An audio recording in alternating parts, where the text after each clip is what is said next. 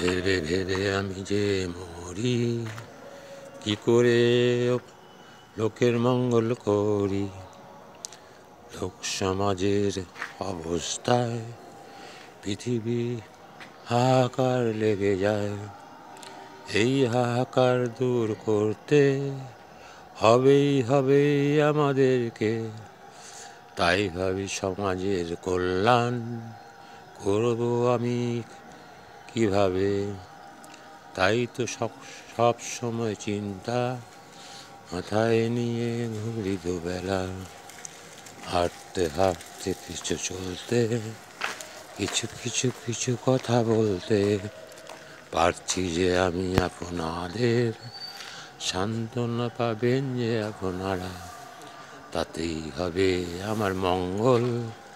হে মঙ্গল করি কামনা।